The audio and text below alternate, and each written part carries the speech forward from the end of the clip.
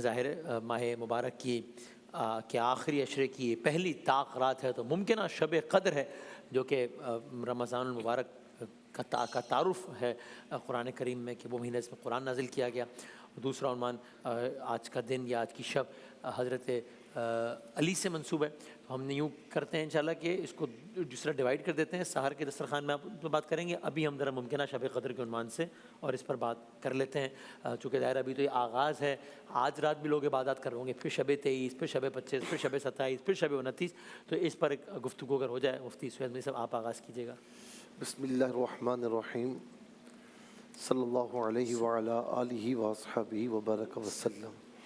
حضور نبی کریم صلی اللہ تعالی علیہ وسلم نے یہ فرمایا کہ میں نے پہلے عشرے کا اعتکاف کیا، شب قدر نہیں پائی، دوسرے عشرے کا اعتکاف کیا، شب قدر نہیں پائی، اور فرمایا کہ شب قدر میں نے آخری عشرے میں پائی ہے۔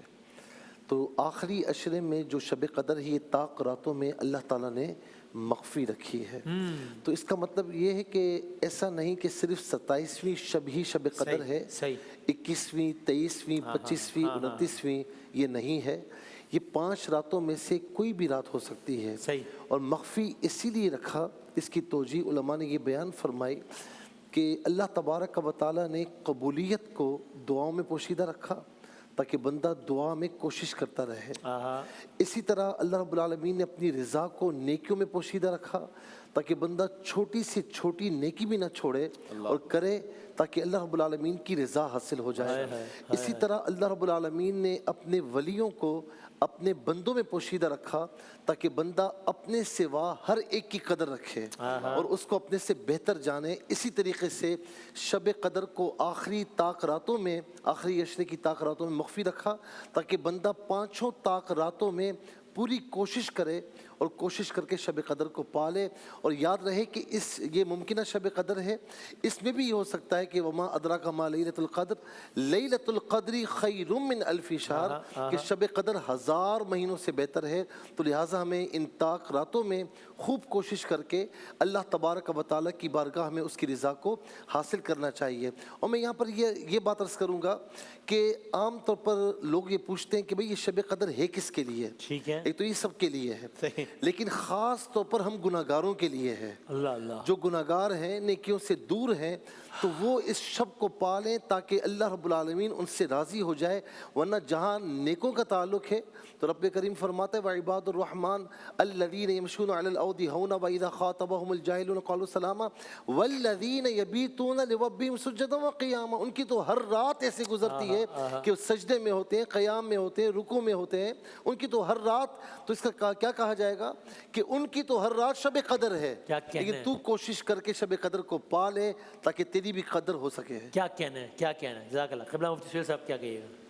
بسم اللہ الرحمن الرحیم۔ مفتی سہیل صاحب نے بڑا خوبصورت انداز سے بتایا اس کے مخفی ہونے کے حوالے سے، اس کی اہمیت کے حوالے سے، اور واقعتاً یہ رات امت مسلمہ کو ایک بہت بڑا خزانہ اور انعام ملا ہے، ہمیں اس کی قدر کرنی چاہیے۔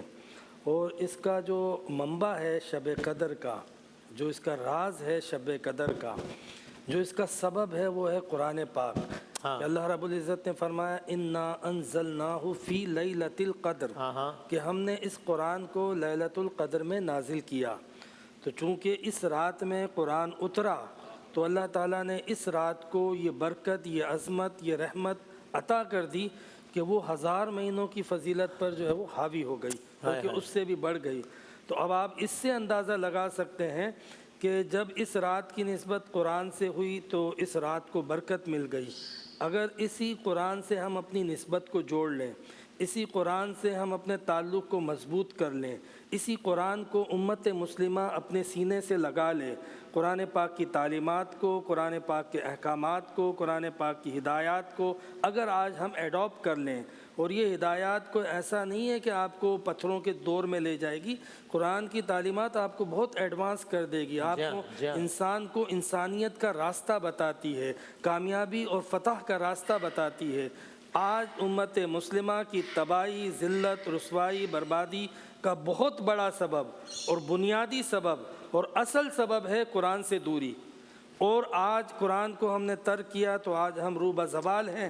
قرآن سے پھر جڑ جائیں، اور شب قدر بھی ملے گی، شب قدر کی برکتیں بھی ملیں گی، اور جس طرح شب قدر کو اللہ تعالیٰ نے 1000 راتوں سے افضل کر دیا، آپ کو 1000 قوموں سے افضل کر دے گا کیا بات! اگر یہ قوم قرآن سے جڑ جائے۔ کیا کہنا ہے، کیا کہنا ہے۔